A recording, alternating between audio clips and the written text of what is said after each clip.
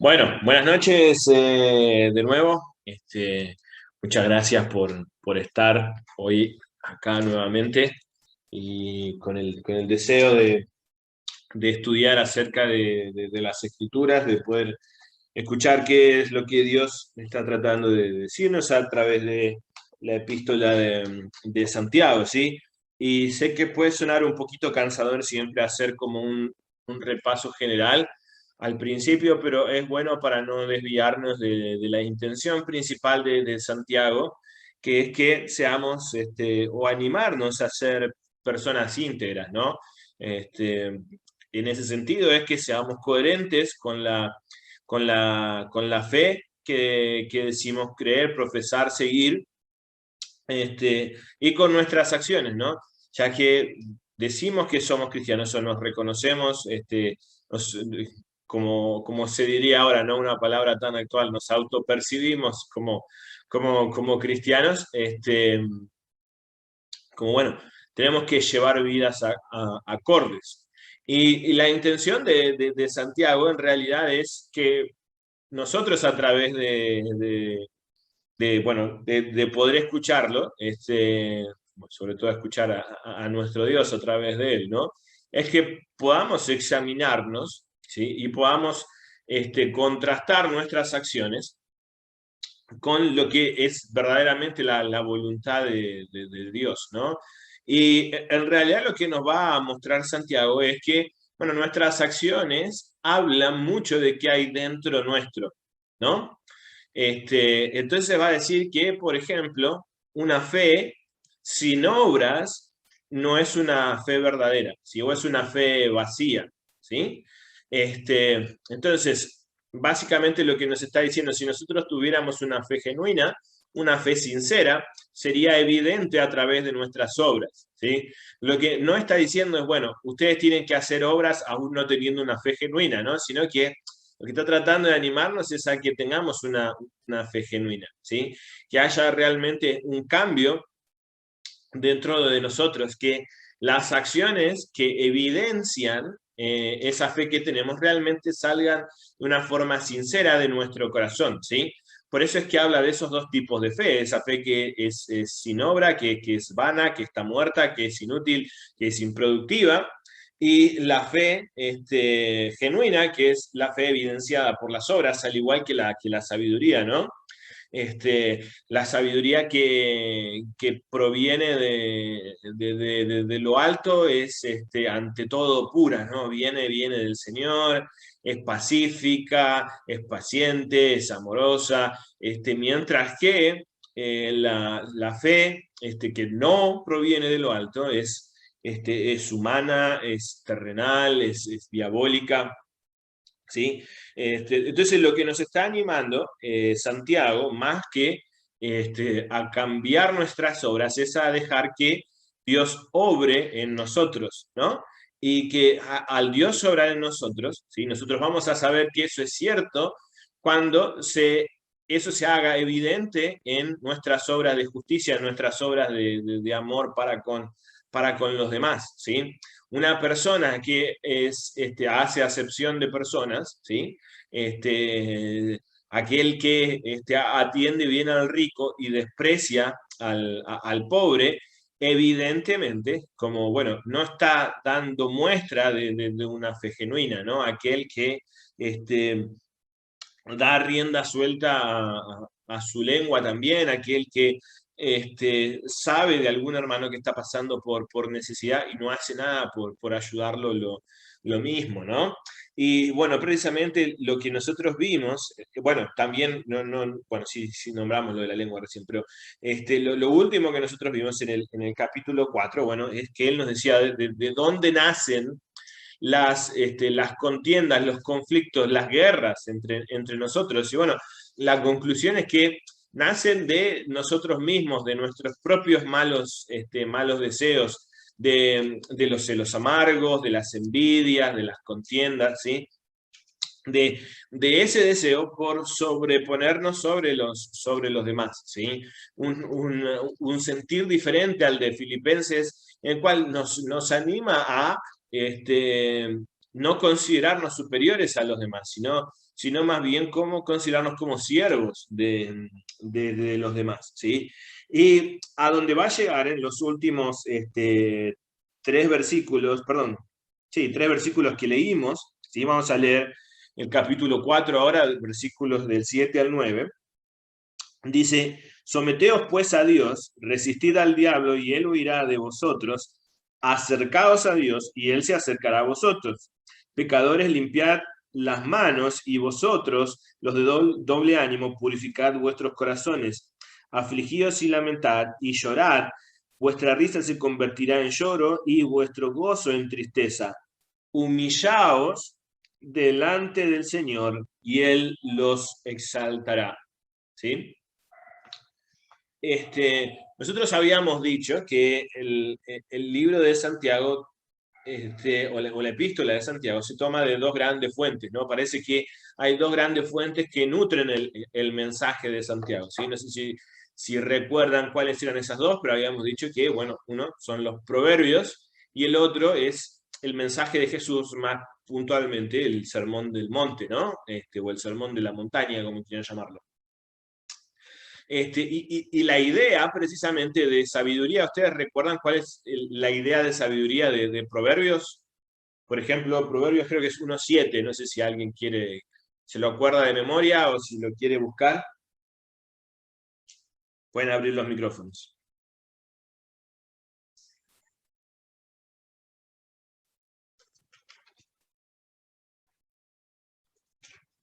Bueno, si quieren se los digo yo. Proverbios El principio 1.7 de la dice... sabiduría.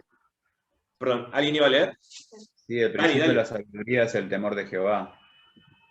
Ajá. Dice, el principio de la sabiduría es el temor de Jehová. Los insensatos desprecian la sabiduría y la enseñanza, ¿sí? Entonces, nos presenta dos puntos en oposición. Primero, el de la sabiduría, ¿sí? Que nos dice que el principio de la sabiduría es el temor de Jehová, ¿sí? Los sabios son aquellos que se unen a este principio, ¿no? O el alcanzar la sabiduría es precisamente eso, unirse a ese principio, mientras que los necios desprecian esa sabiduría, ¿sí?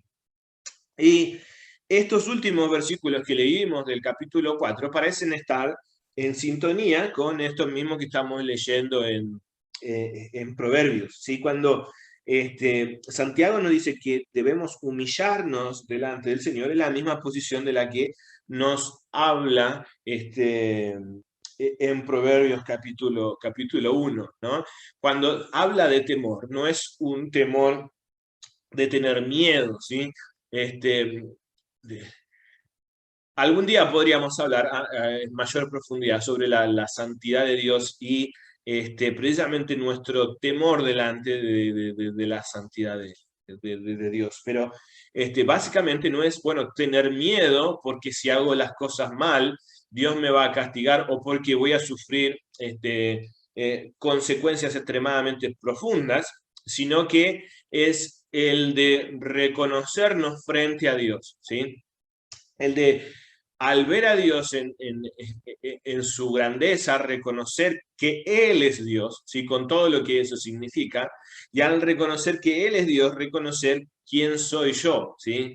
Que no ocupo ese lugar de Dios. Ante la inmensa santidad de Dios, yo estoy muy por debajo, necesito humillarme frente a Él, ¿sí?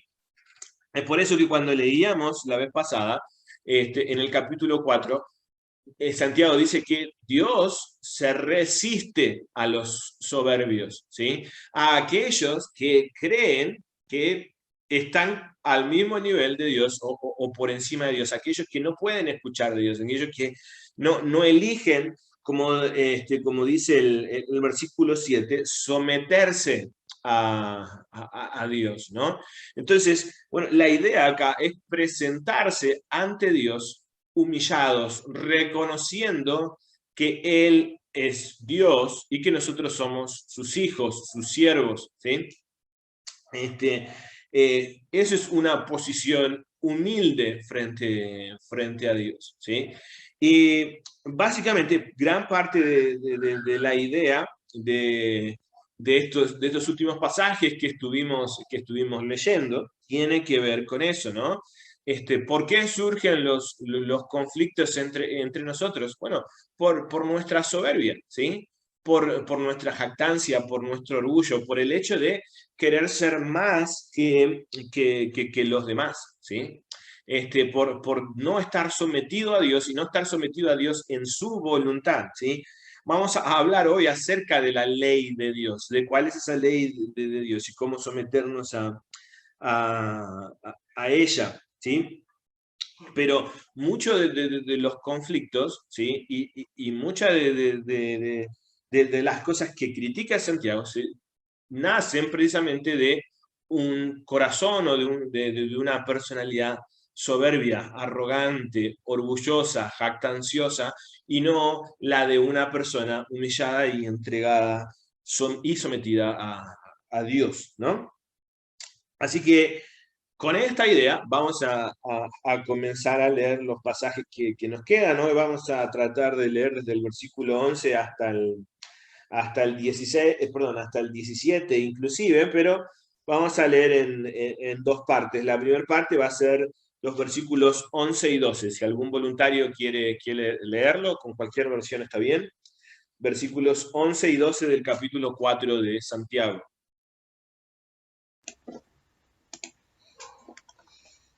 Versículos 11 y 12. Sí, por favor. Bueno, leo. Hermanos, no murmuréis los unos de los otros.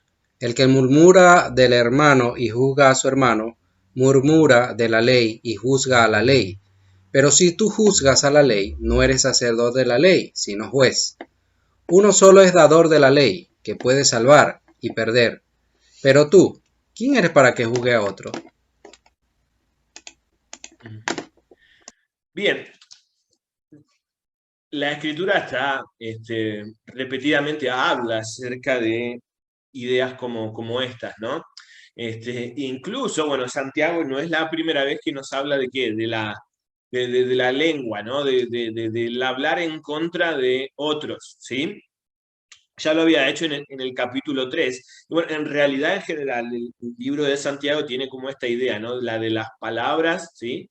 E incluso la de aquellas palabras hirientes en contraposición con las buenas obras, ¿sí? Así que, bueno, ahora está hablando de nuevo de la lengua, ¿no? Del hablar nuestro, pero del hablar mal nuestro, ¿sí? En este caso está hablando acerca de dos cosas, ¿sí? Que él condena, ¿sí? Una es la murmuración y el otro es el juzgar, ¿sí? ¿Qué entendemos nosotros por murmuración, perdón? Por murmuración y qué entendemos por juzgar a otros, ¿sí?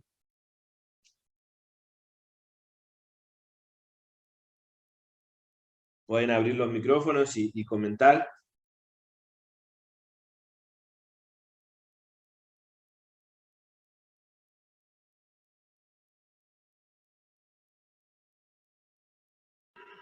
Yo entiendo que como murmuración, como sinónimo, podríamos hablar de chisme, por ejemplo, por lo menos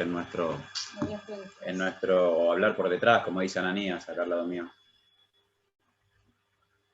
Ajá. ¿Qué más? ¿Y por juzgar?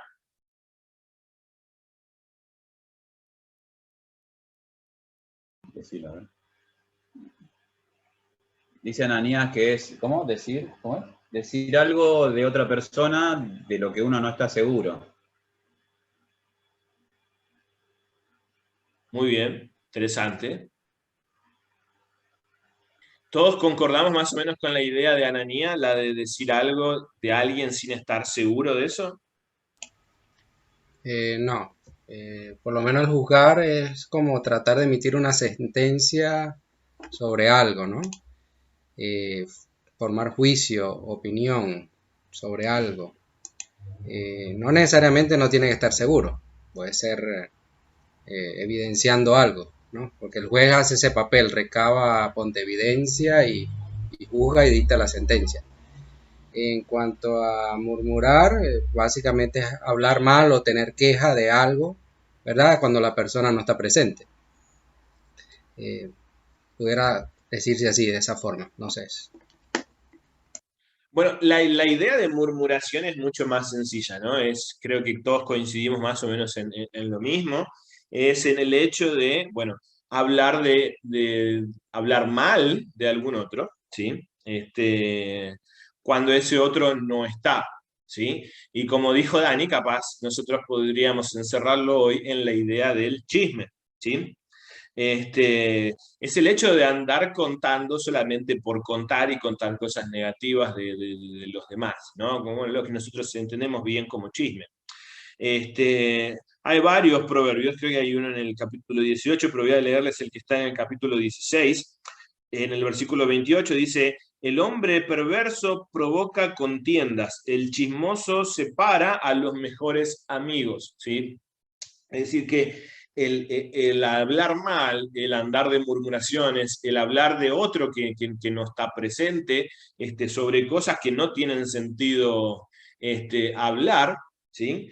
Trae una consecuencia negativa entre una comunidad, ¿sí?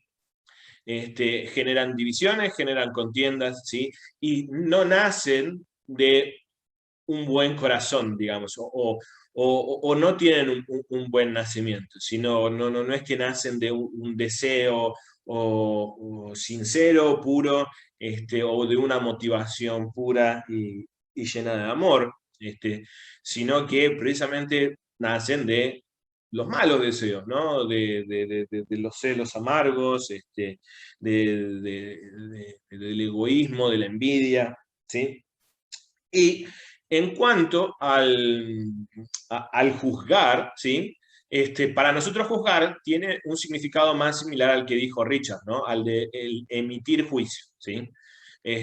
Al de condenar a alguien, ¿sí? Sobre algo que haya hecho. Otra forma en la que en las escrituras puede aparecer esta idea de juzgar sea la de distinguir entre dos cosas, ¿no? La de sopesar, bueno, esto es algo bueno y esto es algo malo, ¿sí? La de hacer una diferenciación entre una y otra. Pero la idea central del mensaje que está dando acá Santiago cuando habla acerca del juzgar como un juzgar negativo es muy cercana a lo que dijo Ananías, ¿sí? Ananías nos está hablando, bueno, de hablar mal sobre algo o alguien, ¿sí? Sin tener una noción completa, ¿no? Sin tener el conocimiento completo del otro, ¿sí? Y es cuando nosotros, en vez de basarnos en las acciones que observamos, ¿sí? Lo que hacemos es tomar eso, o en realidad, perdón, no basarnos, sino en vez de describir las acciones, las acciones malas, nosotros formamos toda una teoría alrededor de eso, ¿sí? Si yo escuchara no sé, a Luis decir una mentira, ¿sí? Una cosa objetiva es que, bueno, si se puede comprobar, es que sea una mentira, ¿no? Y una cosa es que yo diga, bueno, yo le escuché a Luis decir una mentira, ¿sí? Y ahora otra cosa es decir, para mí Luis es un mentiroso porque yo lo escuché decir una mentira, ¿no? Y estar hablando con otros diciendo, bueno, Luis es un mentiroso, es una persona perversa, es una persona mala, y es un manipulador porque trata de usar sus engaños para favorecerse a sí mismo. Eso es emitir un juicio sobre el otro. Eso es juzgar sin conocer, ¿sí? sin saber por qué ni siquiera Luis dijo esa mentira o si es una costumbre en él o no, ¿sí? ¿Y qué tiene que ver esto con la idea que nosotros hablábamos antes acerca del humillarnos delante de Dios, el someternos a Dios, el reconocer a Dios por sobre nosotros, el reconocerlo a Dios como Dios precisamente, ¿sí? Es que, ¿quién conoce nuestros corazones? ¿Sí? Bueno, nosotros algunas veces hasta con dificultad podemos conocer nuestras propias intenciones, ¿no? Algunas veces necesitamos de algún trabajo un poco más exhaustivo para llegar a entender cuáles son nuestras emociones, ¿sí? Pero alguien que sin duda conoce bien nuestros corazones es Dios mismo, ¿sí? Entonces, el hecho de yo creer que puedo saber qué es lo que piensa el otro, o qué es lo que motiva al otro, o cómo es el otro, y estar hablando en consecuencia de eso, es tomarme la atribución de Dios, ¿sí? Yo no sé por qué Luis haya mentido, perdón, es un ejemplo, Luis, no te lo vaya a tomar esto como que te lo estoy diciendo, ¿no? Pero poniendo un ejemplo, ¿no? Yo no sé por qué Luis haya mentido, ¿no? Yo solamente sé que eso es un observable, es algo que se vio, ¿sí? Y como cristiano, ¿sí? Lo que yo debería hacer, ¿sí? Como hermano de Luis, lo que debería hacer es acercarme a Luis, ¿sí? Y tratar de hablar sobre eso que sucedió, ¿sí? Este, eso no es juzgar, precisamente, ¿no? Como, bueno, nosotros podríamos decir, no, bueno, si yo voy y le digo a Luis o a quien sea, como, bueno, mira, esto que estás haciendo es algo que, bueno, no agrada a Dios, ¿sí? Pero no que no le agrada a Dios porque Dios es arbitrario solamente, sino porque es algo que te va a hacer mal, que te va a hacer mal a vos. Y contrastar la realidad de pecado que está cometiendo el hermano, ¿sí? Con lo que realmente es bueno y le va a hacer bien a él, ¿sí? Y eso no es juzgar, eso es tratar de ayudar al hermano, ¿sí? Este, como diría Jesús, ¿no? Bueno, si uno va a ir a hablar de ese tipo de cosas, también uno debe examinarse, ¿no? Que no vaya a ser que yo vaya a sacarle la astilla o la pajita en el ojo de Luis, teniendo yo una viga en el mío, ¿no? Yo no puedo ir a hablar con Luis acerca de la mentira si es que yo soy un gran mentiroso, ¿no? Pero si puedo autoexaminarme, si veo que no estoy siendo alguien hipócrita y me estoy acercando a Luis con el deseo sincero de acercarlo más a Dios, ¿sí? Y alejarlo precisamente de algo que le pueda hacer mal, ¿sí? Entonces, bueno, estoy ayudando a un hermano, como diría después en el capítulo 5, ¿no? Salvándolo del pecado, y no es uno quien salva, sino es Jesucristo mismo. Pero bueno, la idea, ¿sí? Es que cuando yo veo algo en mi hermano que no está bien, ¿sí? Es acercarme a hablar con él para ayudarlo, pero no hacerme una previa teoría acerca de todo lo malo que él puede ser por eso que hizo, ¿sí? Algunas veces es común, perdón, que las mujeres sean objeto de esto, ¿no? Por ejemplo, si una mujer fuera con una remera escotada al culto, ¿no? Nosotros diríamos, bueno, seguro está buscando algo, o está tratando de seducir a los hermanos, o está, no sé, ofreciéndose, como se suele decir. Y no sabemos qué pasa en el corazón de esa persona. Probablemente no tenga nada que ver con eso.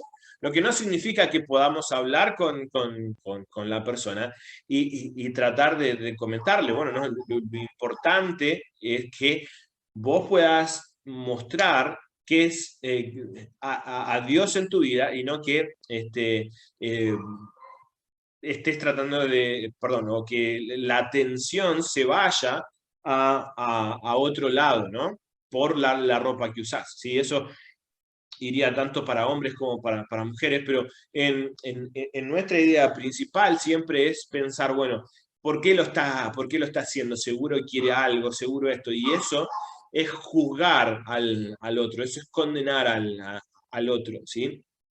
Y esto tiene una gravedad profunda, ¿no? Porque estigmatizamos al otro.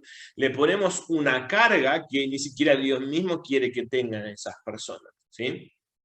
Cuando nosotros murmuramos o estamos chismoseando, estamos metidos en el chisme, o cuando nosotros, sin conocer la realidad, lo que hacemos es armarnos una idea sobre la otra persona, ¿sí?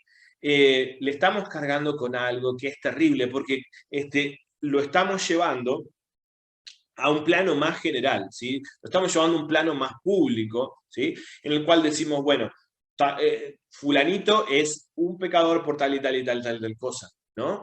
Entonces, es totalmente peligroso porque podría crear en los demás una idea totalmente equivocada y una idea que no debería estar en nosotros, o una visión que no debería estar en nosotros, ¿sí?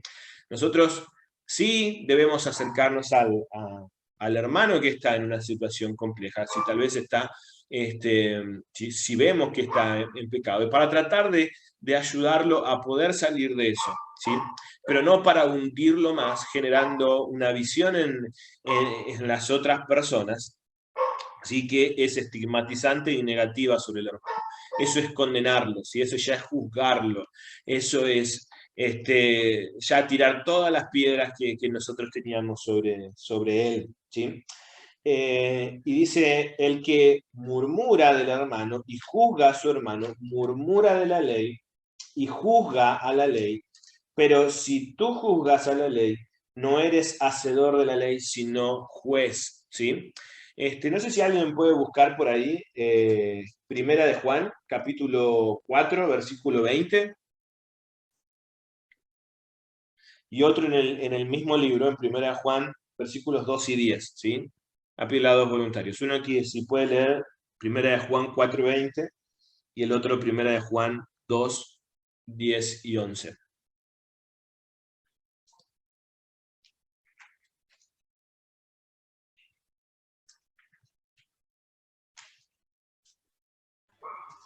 Te leo el primero, Jairo. Por favor. Primera de Juan 4:20. Sí. Si alguno dice, yo amo a Dios y aborrece a su hermano, es mentiroso. Pues el que no ama a su hermano, a quien ha visto, ¿cómo puede amar a Dios a quien no ha visto?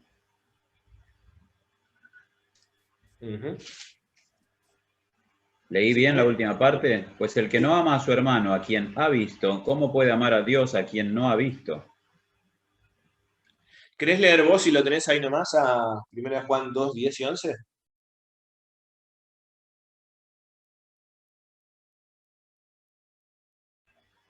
Dice, el que ama a su hermano permanece en la luz, y en él no hay tropiezo, pero el que aborrece a su hermano está en tinieblas y anda en tinieblas y no sabe a dónde va, porque las tinieblas le han cegado los ojos. Lo que nosotros leemos en Santiago, ¿sí? Nos dice que aquel que murmura o aquel que juzga o aquel que está en contra de su hermano, en realidad va en contra de la ley misma, ¿no? Y cuando se acercaron algunas veces a Jesús preguntando sobre la ley, ¿cuál dijo Jesús que era la ley? ¿Sí? ¿O qué es lo que Jesús dijo que era la ley? ¿Sí? Recuerdan que él mismo dice que la ley y los profetas se resumen, ¿sí? O se pueden encontrar en dos grandes mandamientos. Uno, que es amar a Dios por sobre todas las cosas, y el otro que dice que es similar, que es amar al prójimo como a uno mismo, ¿no? Entonces, aquel que murmura, aquel que juzga, aquel que habla contra su hermano, ¿sí? Se pone en contra de la ley, ¿sí? Desafía a la misma ley en su naturaleza, ¿sí? Y como decía Dani, bueno, aquel que no ama a su hermano no conoce a Dios porque Dios es amor, y aquel que aborrece a su hermano no está en la luz, ¿sí? Porque va en contra de la ley del amor de Dios, ¿sí? Que Jesús nos está diciendo de que no solamente tenemos que amar a nuestro Dios, sino que también tenemos que amar a nuestro prójimo, ¿sí? Y yo no puedo decir que amo al prójimo, ¿sí? Que amo a mi hermano o a mi hermana, si murmuro en contra de él, ¿sí? O si estigmatizo, o si lo condeno, o si lo juzgo, ¿sí? Frente a los demás, ¿sí? Porque eso no nace de un corazón lleno de amor a Dios, ¿sí? Eso nace de todas las cosas negativas que habíamos leído antes, ¿sí? No es la imagen de una persona íntegra, ¿sí? Si nosotros nos estuviéramos evaluando a nosotros mismos, ¿sí? No veríamos a una persona íntegra si decimos que somos cristianos, si decimos que seguimos la ley del amor de Jesús, ¿sí? Y murmuramos o juzgamos a nuestro hermano. Seríamos personas de doble ánimo, no seríamos personas íntegras o perfectas como dice Santiago, ¿sí? Y no solamente eso, es que vamos en contra, sino que nos volvemos en juez. Nosotros mismos somos los que determinamos cómo cumplirla, ¿sí? Y el versículo 12 es mucho más claro. Uno solo es dador de la ley, que puede salvar y perder, pero tú, ¿quién eres para juzgar a otro? ¿Sí? ¿Se dan cuenta otra vez? Cuando uno, ¿sí?, toma esa posición de juez sobre los demás, ¿sí?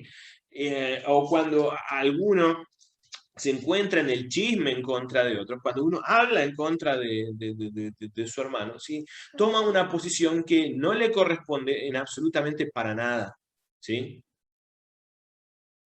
No es nuestra posición, la de juzgar las intenciones, el corazón, qué es lo que hay en los demás, porque solo uno puede saber qué hay en el corazón de los otros, ¿sí? Lo que no significa que nos podamos acercar a un hermano cuando lo vemos que está en pecado, pero siempre con el amor de Dios para tratar de rescatarlo, ¿sí? Porque el amor es eso, es el dar lo mejor para el otro, ¿sí? No lo mejor, lo que yo creo mejor, sino lo que sabemos que es mejor.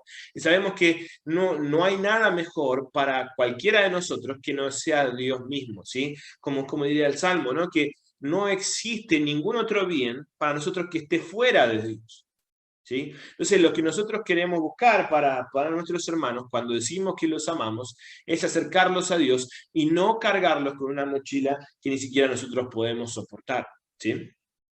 Eso en realidad muestra un corazón lleno de malos deseos y malos sentimientos, ¿sí?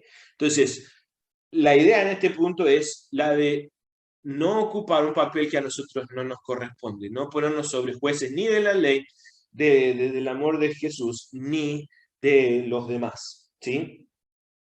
Ahora, tengamos esta idea presente. Vamos a pasar a los próximos versículos que pareciera que no tienen nada que ver, pero vamos a ver que tienen esta misma idea, ¿sí? Si alguien puede leer del versículo 13 al 17 inclusive, por favor.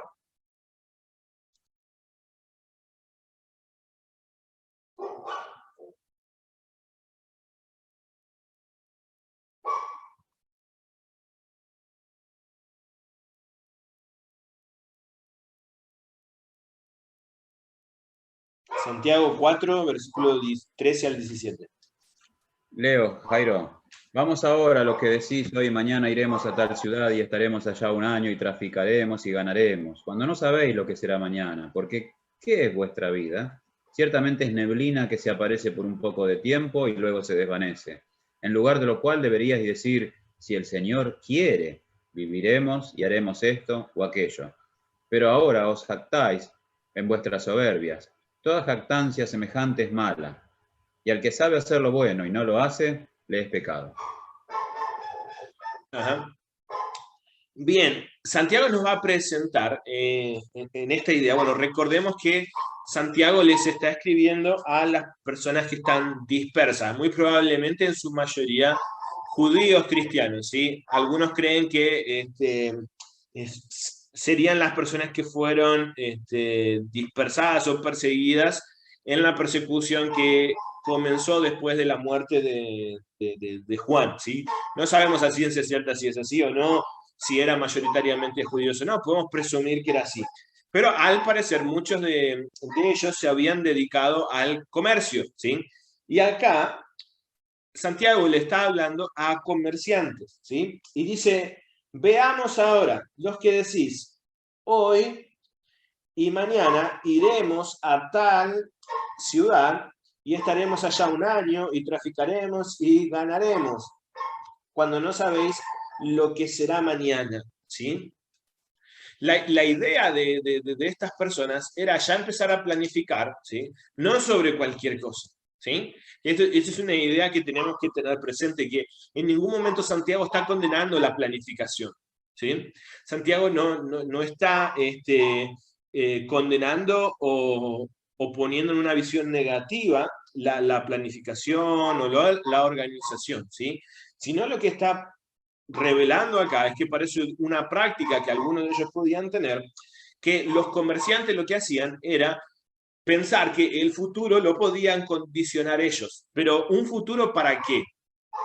¿Sí?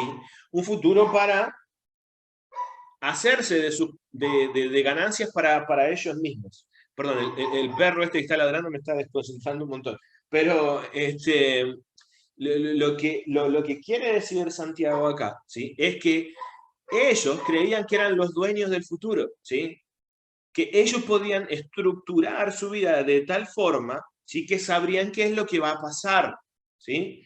Y bueno, Jesús mismo ha hablado varias veces sobre estos temas, ¿sí? Perdón, voy a buscarlo acá.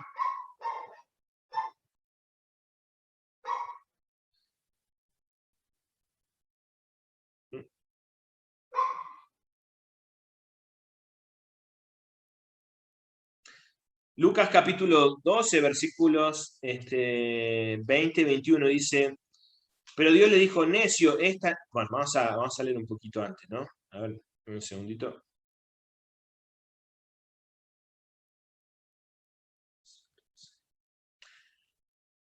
Lucas 12, a partir del versículo 13, ¿sí? Le dijo uno a la multitud, maestro, di a mi hermano que parta conmigo la herencia. Mas él le dijo, ¿quién me ha puesto sobre vosotros como juez o partidor?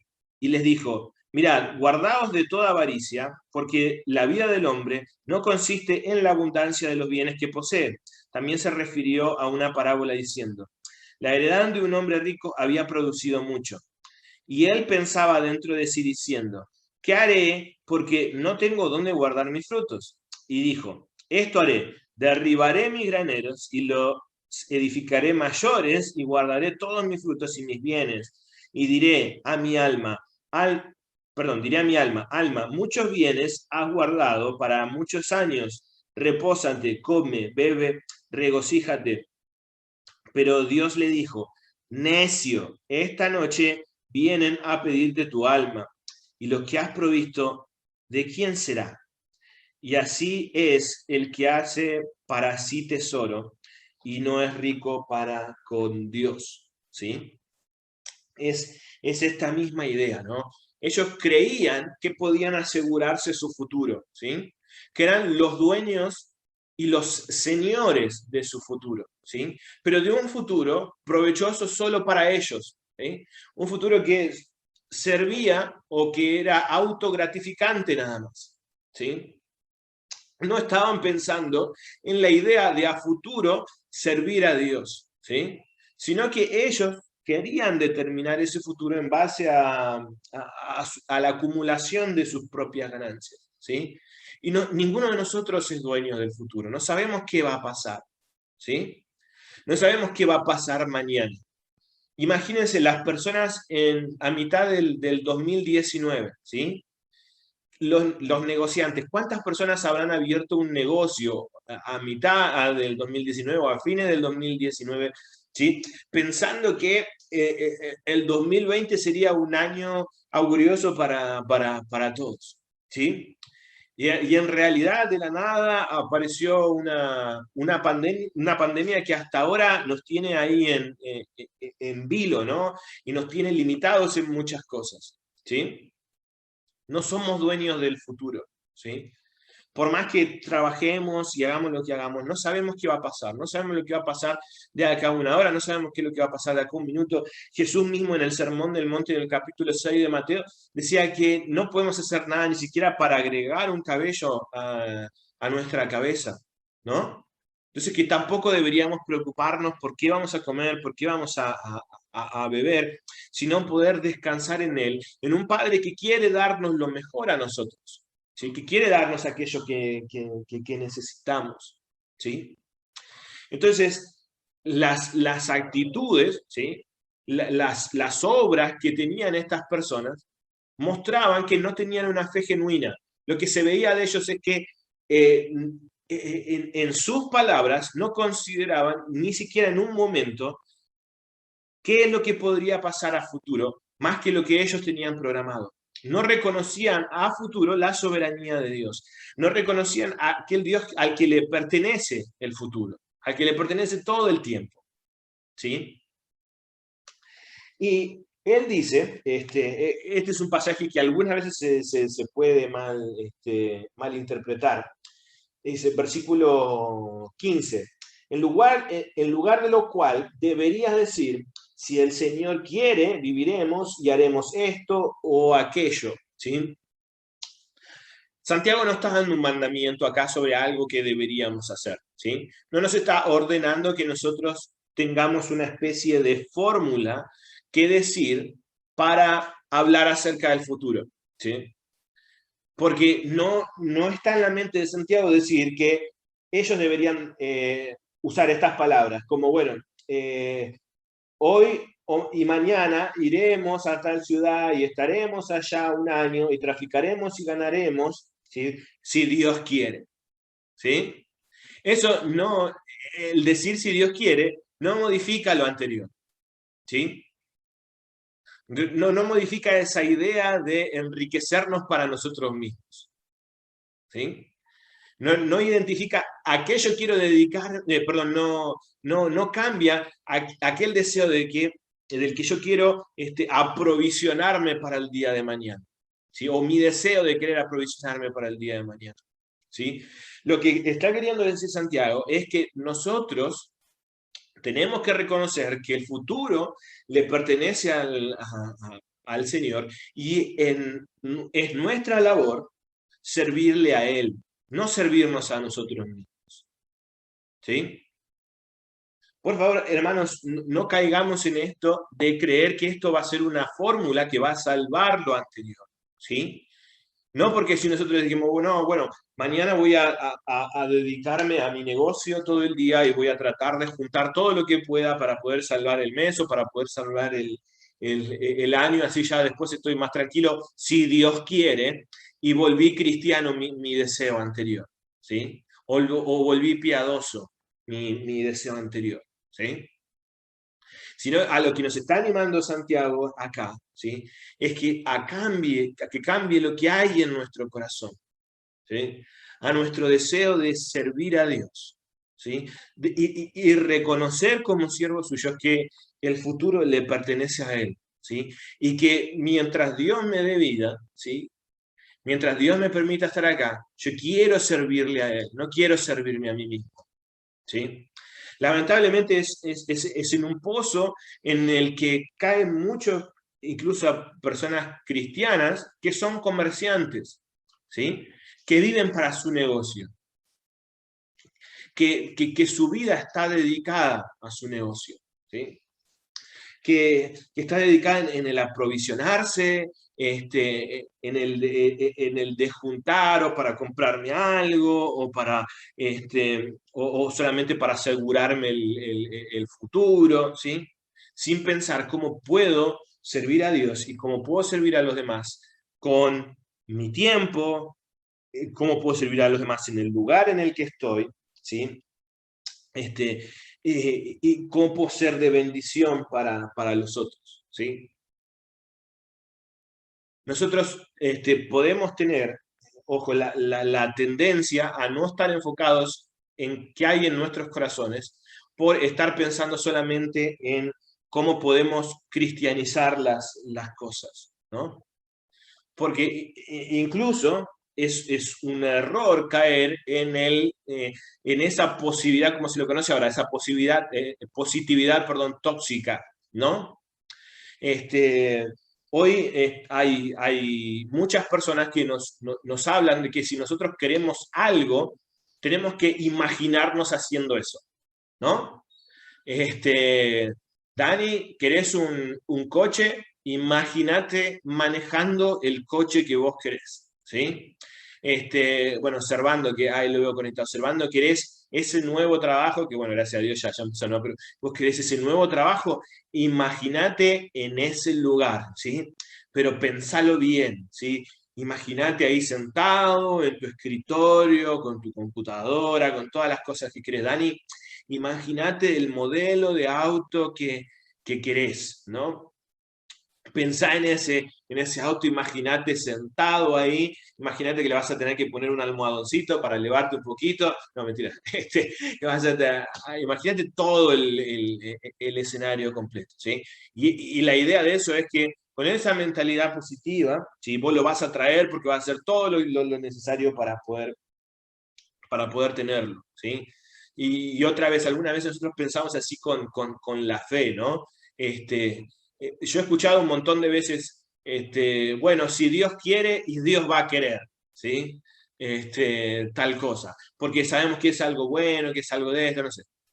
Nosotros no sabemos qué es lo que Dios quiere, no podemos ponernos en el lugar de Dios, ¿sí? Por más que afirmemos en los ambientes cristianos es muy común el usar las palabras como afirmar, como decretar, pensando que de esa forma vamos a alcanzar algo, ¿sí? Es decir, bueno, si lo afirmamos, si creemos profundamente en el Señor, eso es lo que va a pasar, ¿sí? Nosotros tenemos que ser humildes, tenemos que humillarnos ante Dios, al reconocer que somos su creación, que somos hijos de Él, que somos sus servidores, y Él es Dios. Él es el dueño del futuro, no nosotros, ¿sí? Lo que nosotros tenemos muy en claro es cuál es la voluntad de Dios para nosotros. Nosotros debemos obrar en base a eso, ¿sí? Podemos planificar en base a eso, ¿sí?